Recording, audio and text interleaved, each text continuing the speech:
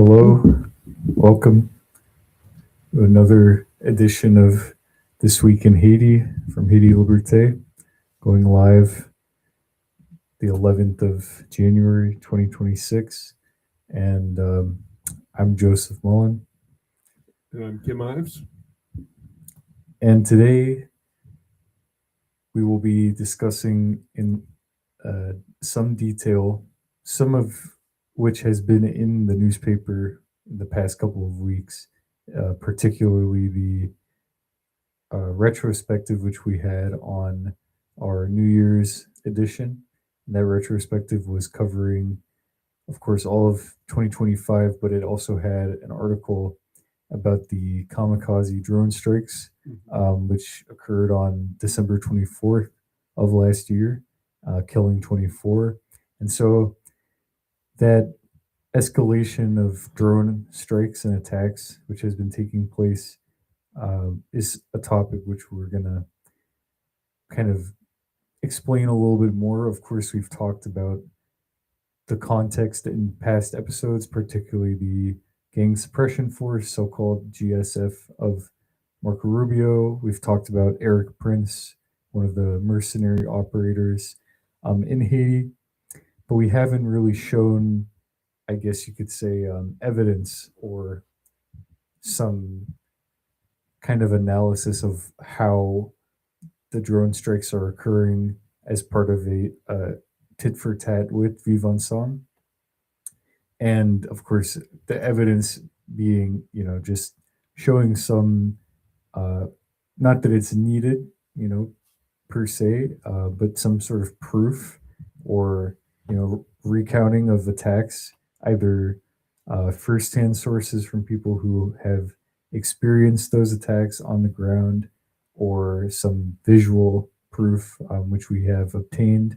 Uh, but as I said before, it's not, that you need proof to, in order to rebuke some doubt or scrutiny, but instead that this proof adds another layer of credibility and just vindication for those who have been profiling these attacks for a long time, that they are very much real, that they are causing, in the words of one person describing it, a genocide, a veritable genocide against civilians and combatants. Of course, that line being blurred by the mercenaries who are going in, it's being sent in by the imperialists. So that can kind of kick us off.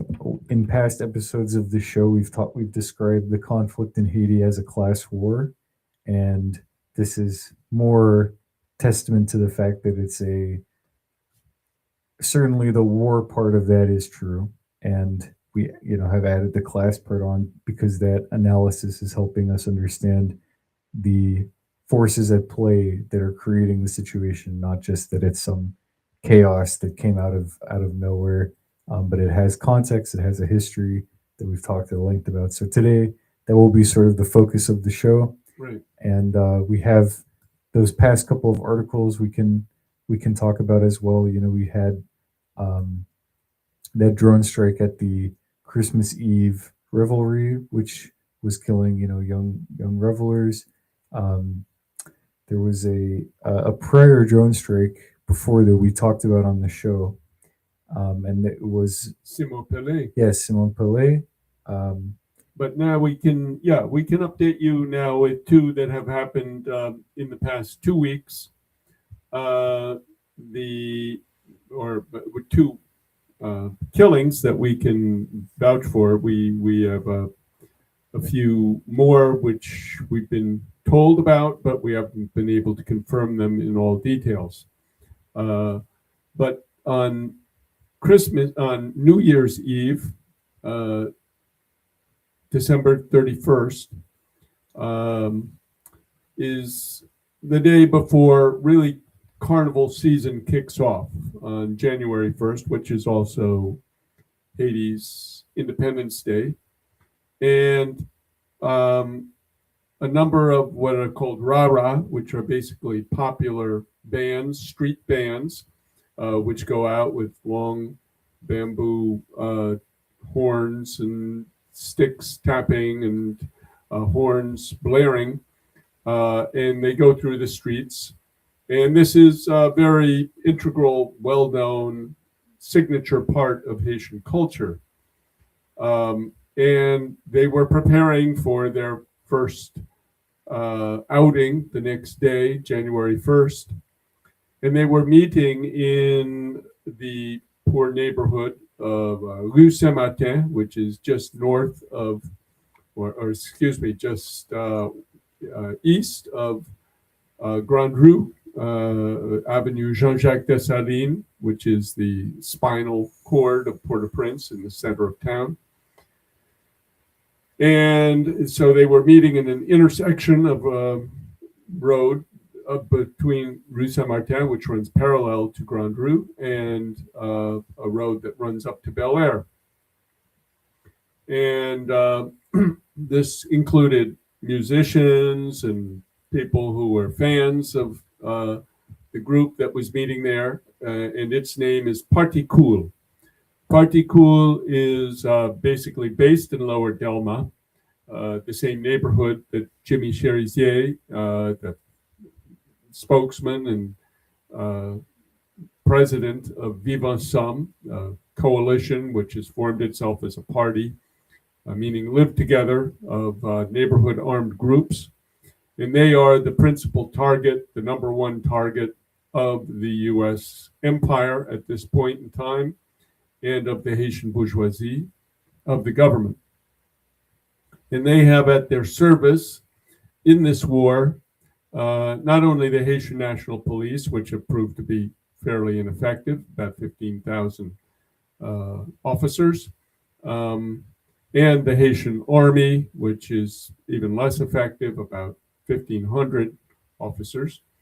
But they have hired Erik Prince's Vectis International. That's the new rebranding of Blackwater, of infamy from Iraq, from the terrible massacres they carried out there during the war there. And Vectis International has primarily relied on drone warfare. They are sending out drones across the whole metropolitan region of Port-au-Prince. And in addition, they appear to have armored cars, which also go out. So at this meeting on December 31st, which was in the middle of the street, there were actually people there who were recently returned from the United States, who had been in the United States under the Biden program, had been working, had jobs, and some of them were one of them, a guy called Mario CBS, from the Lower Delma area. We don't have his exact name, we just have Mario CBS is how he was known, who was one of the vice presidents of the steering committee of the Parti Cool. And he was out there as well, helping to organize what was going to happen the next day. And drones came in and they killed 30 people. 30 people. These were not gang members. These were not armed men of any sorts, or they had nothing to do with the armed groups. They were for the Rah-Rah band that was going out the next day. And these people were killed. And apparently, immediately right after that, according to our sources who gave us the story, an armored car came into the neighborhood, and the soldiers that got out of it were blancs, as they say, meaning foreigners, and they were speaking Spanish. Now, we don't know, the people who observed this do not know if they were from what's called the GSF, the Gang Suppression Force, which is the new renaming of the MSS, Multinational Security Support Mission. But the gang suppression force, which Marco Rubio hopes to build to be 5,500 troops, has a number of Salvadorian and Guatemalan troops involved. Most of the troops of that force are Kenyan, but there are some Salvadorians and Guatemalans also.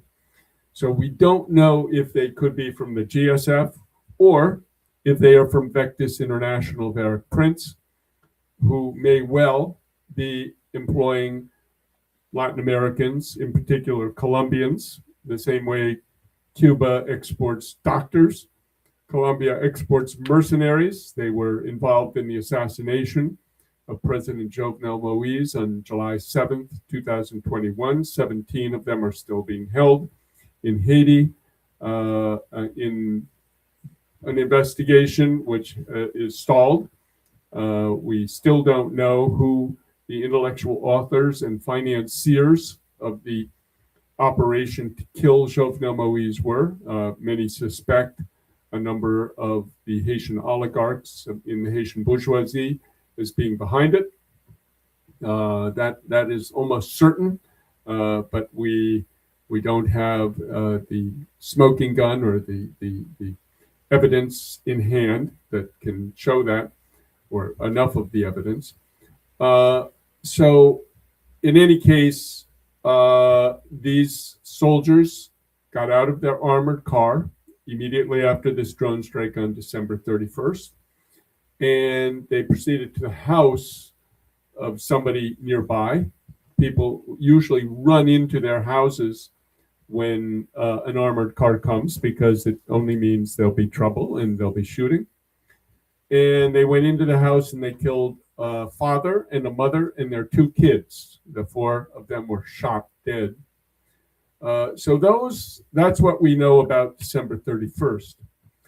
The other thing that we do know, and again, we have the photographic evidence, is there was a man in Delma 8 who lived just off the Delma 8 road, which is just above Delma 6, off the Delma road that goes up the hill of Port-au-Prince.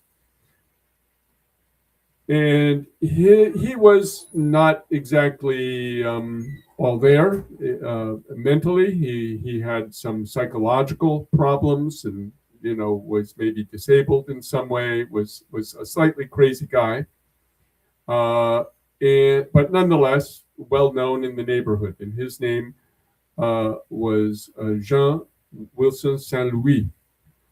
And he went by the nickname of Papouche, and he was sitting on a rock, a big rock the size of, say, a medicine ball, in front of his house, when an armored car came in to the neighborhood, drove in on Delma 8. And usually what people do is they run for cover, they run into their house, they hide under beds, or in the basement, because they fear for the worst. But Papouche did not move; he just sat there. And the soldiers in the car got out and they shot him. They shot him dead for nothing. He was just sitting there on a rock in front of his house, and we have the picture of that, which we will publish in Haiti Liberté this week. So.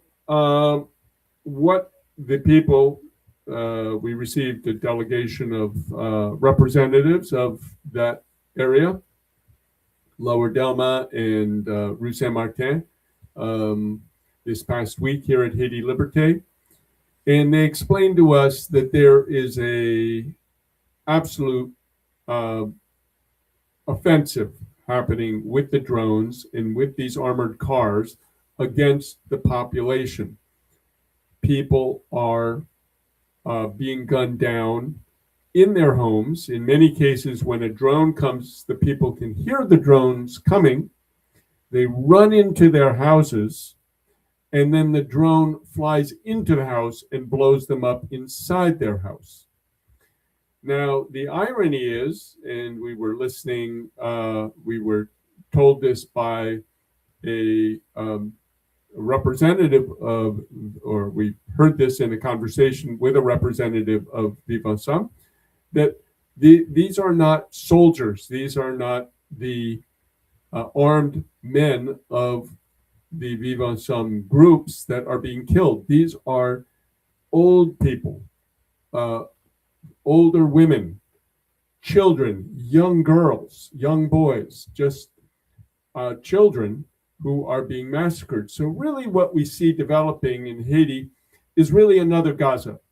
And we would have been foolish to think that the US and Israel, which worked together to carry out the Gaza genocide, would leave it just at Gaza. They are now taking this offensive on a worldwide scale.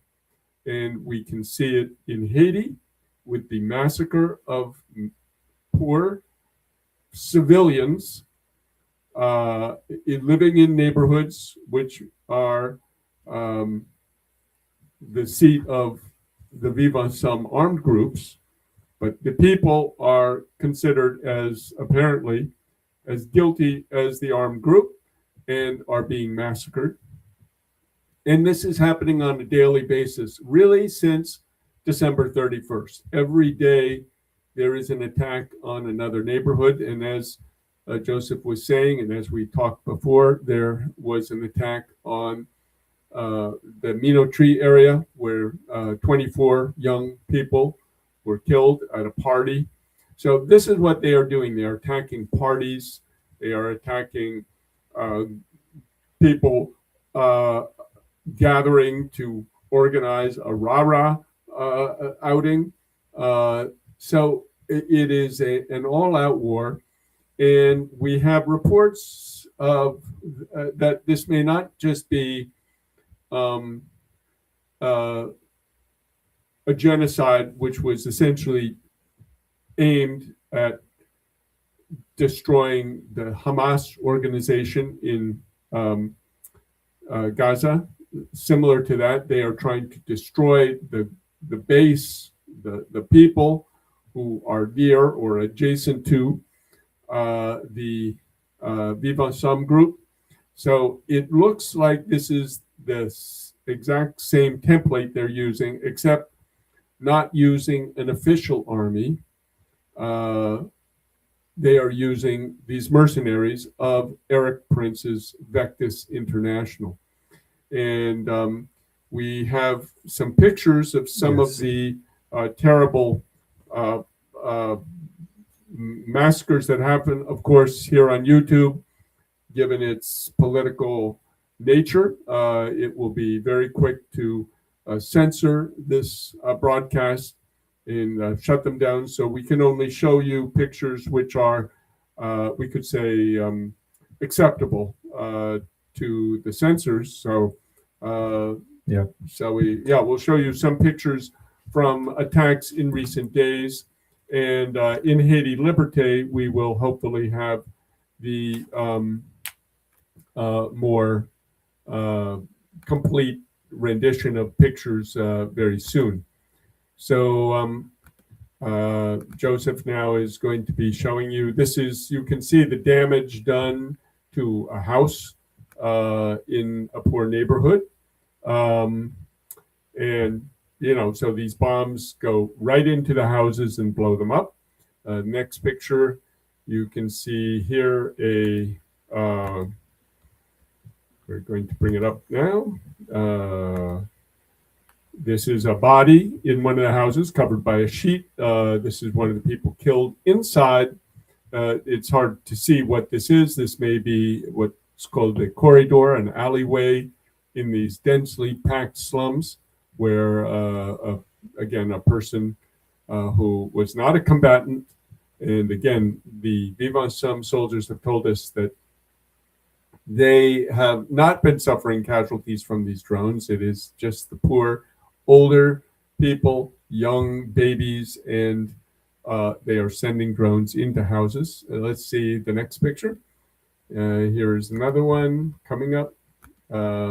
So here you can see the bullet holes or the explosions. We're not sure which. Could be either one. on one of the houses there in the neighborhood from this attack. So I think, do we have more than those three? Maybe one more. There was this one of the bullets. Yeah, we've got one of bullets there, which show you again the proof. Again, we have many pictures of bloody corpses, young girls, teenagers, clearly, who have, had their heads blown off basically by these bombs and bullets.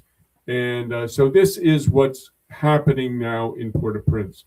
So, we'll come back. Play the video? Yeah, the video, I think I won't. Yeah, we won't play. Well, we will play a video in Creole, and I'll summarize it afterwards. We'll play it in Creole, and then just so we don't have to keep stopping and starting it, we'll play it so people can get a sense of what's going on in the neighborhoods. This is coming up. It's taking a minute, and we want to take.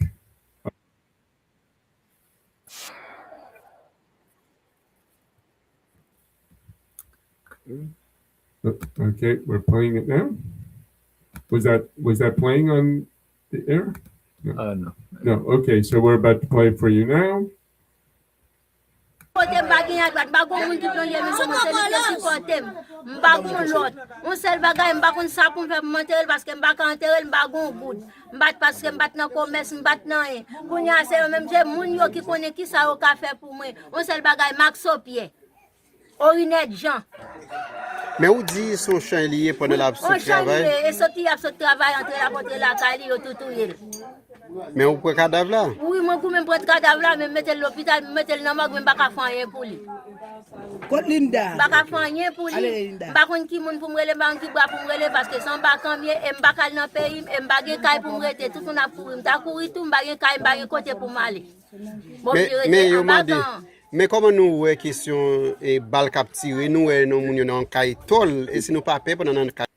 So this is a woman explaining that she has no money. She cannot pay for hospital, for funeral, for anything. And yet they are the victims of these attacks. And so she's now being asked a question. So. Bon, nous pas l'autre côté pour n'aller. L'obligé c'est là dans nous rester parce que nous pas l'autre côté pour n'aller. Même si nous t'a couru, bon nous pas courir. Yo dit depuis nous prend la rue, va touyer nous encore. Nous obligé rester, nous résilier nous, janvier, nous obligé résilier nous. Parce que nous pas l'autre côté pour n'aller. Et ça fait nous résilier, nous rester tout. So she's explaining they have nowhere else to go. They have nowhere to run. That's where they live, and they have nowhere to go. Rester là. L'autre monde qui est côté pour aller, yo courir. Nous ne pas côté pour aller, nous rester là. C'est nous mourir. Bon, nous-mêmes, nous va du côté pour nous supporter. Bon, moi, quand parle de l'âme, c'est une monde qui font paquet de déficit. C'est l'âme faite dans la ville, l'âme faite. Faites là dans le Saint-Martin. Dans Riel chéri, en bâti, c'est là dans l'église Saint-Nofa. Par en bas qu'on mène mal faire journée Kaimoun. Par en bas qu'on mène mal manger Kaimoun. Toute misère, calamité, me prend dans machine. L'eau la pluie, l'oreille tempête. Avec un petit monde non même. Un jeune petit monde comme ça qui a prévu depuis sous 3 ans me prendre. M'a passé mise avec elle. Et m'pas de petite pour ta dire m'ge petite. Si m'grand goût qui pour ta ban moi. So she's explaining they're there. She has a kid that she's taking care of too, probably her kid. And there she is in this neighborhood. So this more or less, I think we have enough. This gives us a sense of the poor people, the victims of this war, who are being targeted by these mercenary forces, both the GSF, the so-called gang suppression force, and the mercenaries of Erik Prince, primarily with their drones. But as we're saying, the U.S. has been giving shipment, and Canada had been giving shipment after shipment of armored cars, which go into these neighborhoods out get the soldiers, and they proceed to massacre people. Even as we were saying, somebody sitting peacefully, if somewhat crazily, in the street, and they'll just gun them down for no reason, with no cause. So, to me, this is Gaza 2.0 happening in Haiti, which at Haiti Liberté we've also often described, not often, we had an editorial last year which described, or maybe 2 years ago, Haiti as the Western Hemisphere's Palestine. That this is a country which has been known for its resistance for decades and centuries even. And one thing that is very frustrating is, while utilizing a platform like YouTube to try and expose this information and popularize it to make people aware, at the same time you face a lot of censorship because they don't want YouTube has all these policies, which the reason we're going to call it political censorship is that it is blanket rules set up to dissuade the dissemination of graphic material in one way or another that might be harmful if young people are of course using YouTube, but at the same time, you have to expose this material to people for them to really understand, short of actually going to Haiti and witnessing these things or being told about it, seeking the information out themselves. Maybe people otherwise are just gonna accept propaganda, or but of course the reason, again, we're calling it a political form of censorship is because YouTube and its corporate backers are materially discouraged from putting this stuff up, or they know that it harms their profit margin. So when you're having ads on YouTube for the U.S. Army or the IDF or whatever, they of course are not going to also want to have on that platform stuff that is harmful to. Well, I can give an even more stark example in the case of X. This past week, we published in the English section of Haiti Liberté an article entitled Venezuela and Haiti versus U.S. Imperialism, and One Struggle, Same Fight. And it is essentially the translation of the editorial of Berthany Dupont, our director, into English. And you can find both of those articles there. The French and English are interlinked. And on X, if you click on the article, it will say, this is dangerous, or this is a violation of our rules. Do you want to continue? So it discourages you from actually going to look at this article. Yeah. Now, there's nothing graphic in that article. There is a picture of President Nicolas Maduro and his wife, Celia Flores, being led by armed US DEA agents as they got off the plane at Stewart Air Force Base up by Newburgh, New York, on their transport here to New York, where they are going to be standing trial. And there was a picture of, one of the bombs going off in Caracas. There was a picture of, I think, Toussaint Louverture and of Cayanabo. Mm-hmm. Those were the only, there were no pictures at all that could be possibly seen as dangerous or graphic. And yet this article was flagged and discouraged the people. So we see all these social media, and we cannot forget that social media is essentially a military operation, combined, with the billionaires, between YouTube, between X, Facebook, same thing, Instagram. We are beginning to see in every realm not only the offensive on the ground against the poor people that you just saw in Port-au-Prince, but here in the U.S., the information flows, which have been free up until now,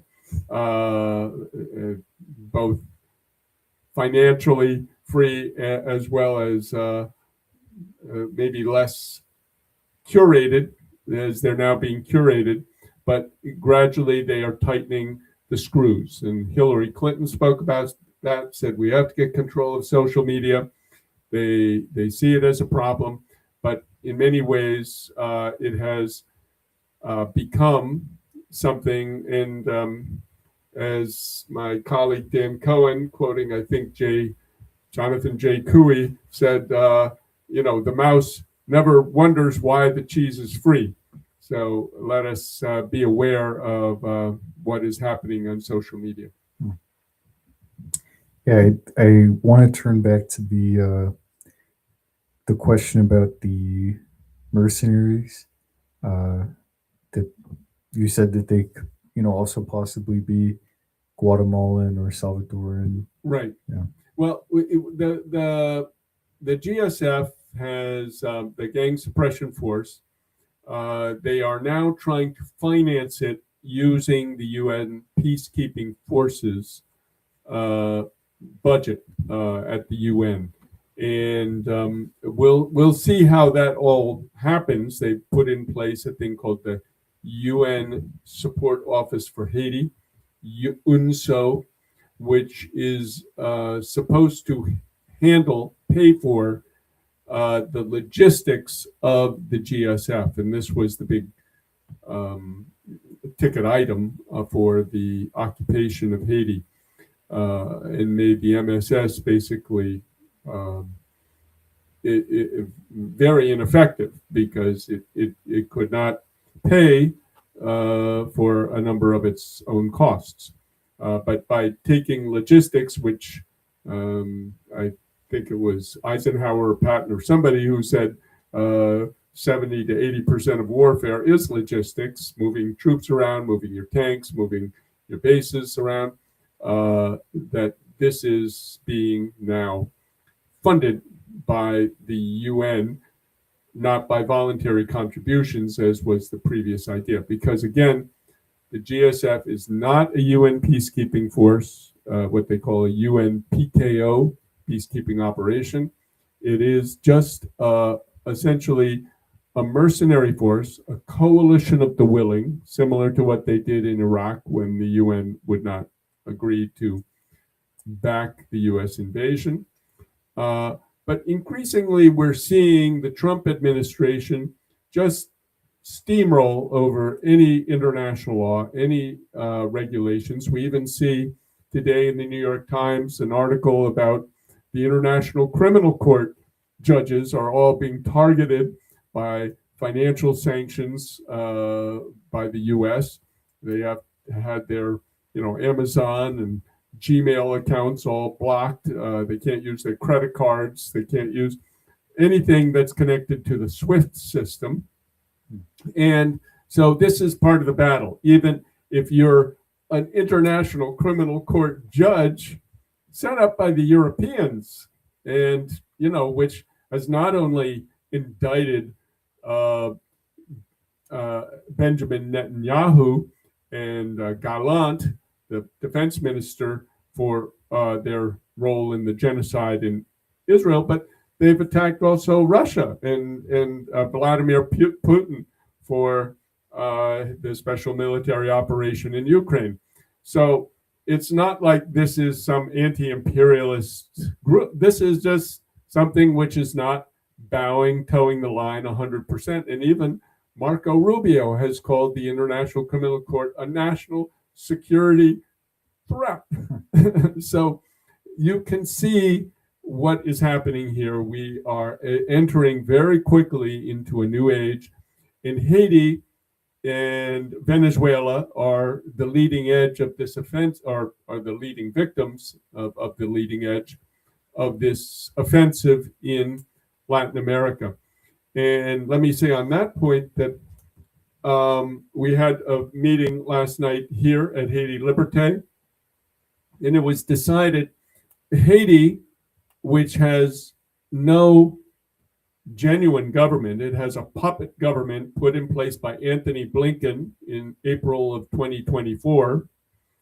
All of them are lackeys of the U.S. This, when I say all of them, I'm talking about the 9 presidents. There are 9 presidents representing basically all of the political class, and then one prime minister, Alex Didier Fils-Aimé, who is appointed by them to run the government. But these 10 leaders of Haiti, they're the only actual officials, are all dependent on the teat of U.S. imperialism, and they have not said a word about the the U.S. Invasion of Venezuela and kidnapping of President Nicolas Maduro. So it was decided so that the Haitian community and the Haitian people and Haitian organizations can speak. There will be a petition which is being written up as we speak, which will essentially be published this week in Haiti Liberté and elsewhere, I'm sure, which will gather the signatures and endorsements of all anti-imperialist Haitian organizations across the board. It's been insisted that it be very non-sectarian, open to all, and I think many of the good-willed people on the left, both American, U.S., Canadian, and Haitian as well, are saying, you know, all differences have to be put aside for pushing back against this incredibly brazen, illegal operation that the U.S. is carrying out against Venezuela, bombing its fishermen, seizing its tankers, just stealing them like pirates of days of old, and kidnapping the president, and now trying to lay siege to the Venezuelan economy to force the government of Venezuela to accept all the blackmail, all the coercion, all the thieving, all the theft of their resources by the U.S. and remove China, Russia, Iran, other country, Cuba, other countries who it deems to be its enemies from their commercial life. So that is the picture of where we are right now. I don't know, Joseph, if you have something to add to that. No, I think that people should try to connect the dots between the new forms of warfare that are being launched, particularly against Palestine and Haiti. I mean, if it's a new form of warfare or not, the new technology, I guess the technology is new, but the form of warfare hasn't really, in terms of being imperialist aggression and trying to destroy the most important resource that Haiti has, which is its youth. That's what we're looking at a lot of these photos and seeing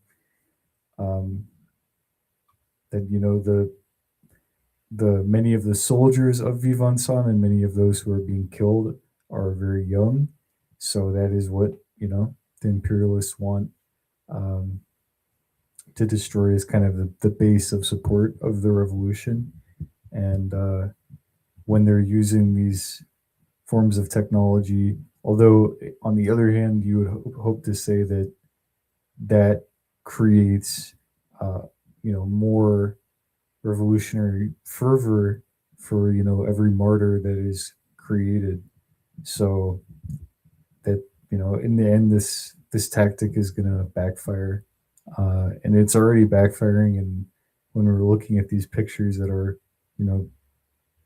will be kind of revealed to the world,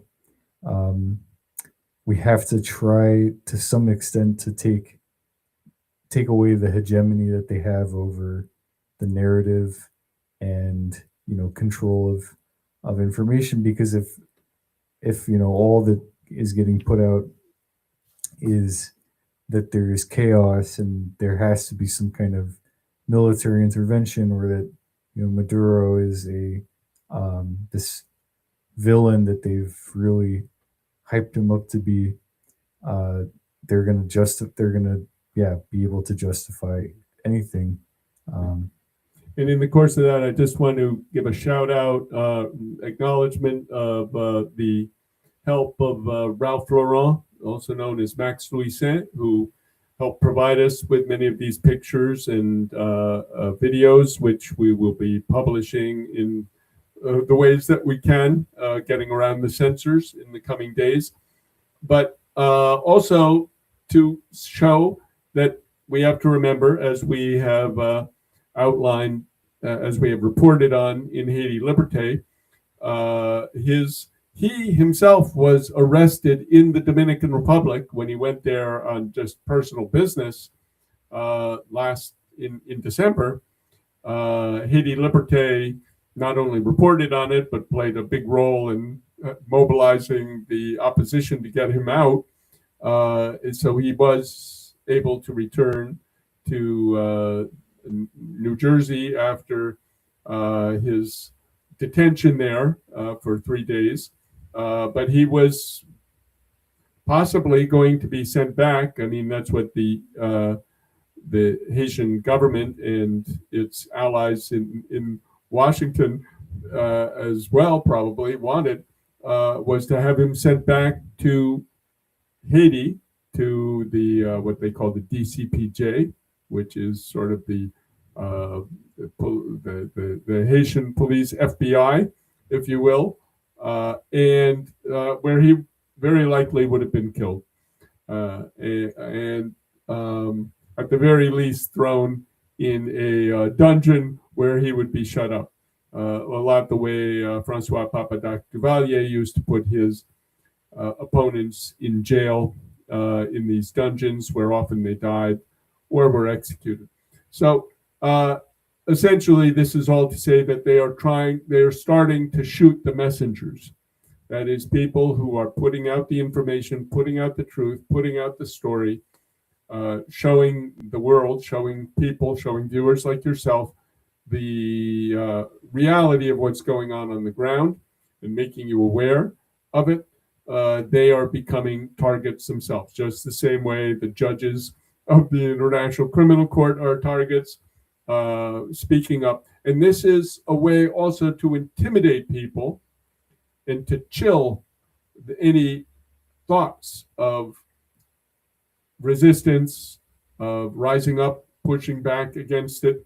We see what's going on with ICE in the country, where an American citizen, a woman, was shot in the head, in the face, trying to flee the repressive forces, and now is being accused by Christine Eam, the head of the Department of Homeland Security, of being a domestic terrorist, the same way they've called the Viva Sam terrorists. So this is the crazy upside down world where we are, where the terrorists, who are just grabbing oil tankers, snatching presidents, committing genocides in front of the eyes of the world, these terrorists are the one calling everybody who opposes them terrorists. Yeah. So this is where we are right now, folks. Well, as a word of closing, we can say keep an eye out for the petition that will be launched. Yeah, and people who might want to make sure that they get the petition, it will be published on change.org at this point. but you can send an email to editor@HaitiLiberté.com, editor@HaitiLiberté.com, if you want to be sure to be able to be a signer on this petition. But it should be coming out on change.org shortly in the next day or two. Yeah, people can look out for the petition and hopefully be able also to put these photos out in a way that they can be viewed for the purpose of of course, remembering the people that are dead from these attacks, the martyrs, and further advancing the struggle. When you've seen these pictures, that we'll have on possibly the website, in an upcoming article in the newspaper as well. And just keeping an eye on these drone strikes, and whenever a new one is occurring, trying to document it as thoroughly as possible, that in the hopes that one day these crimes will really be, the criminals will be brought to justice, that there is some kind of retribution, or that there's some kind of accountability, we can hope, right? I mean, it's maybe wishful thinking, but that all this evidence gets kept for the sake of people remembering, people taking up the struggle, whether they are the relatives of the people who were killed, or they're just, seeing it, whether they're Haitian or not. But knowing that this is kind of the battleground for the world revolution right now, is these drones. They are like one of the front lines for protecting imperialist rule. So it seems like a lot to, be going up against and to take on. But of course, now they're resorting to using robots because they can't, muster up enough organic matter anymore to protect. Well, especially since they're sending all the immigrants home from this country pretty soon. They'll have robotic dogs with machine guns mounted on them chasing us all around. So yeah. Well, thank you for tuning in, and we will see you next week for another edition of This Week in Haiti Live. Take care. Thank you.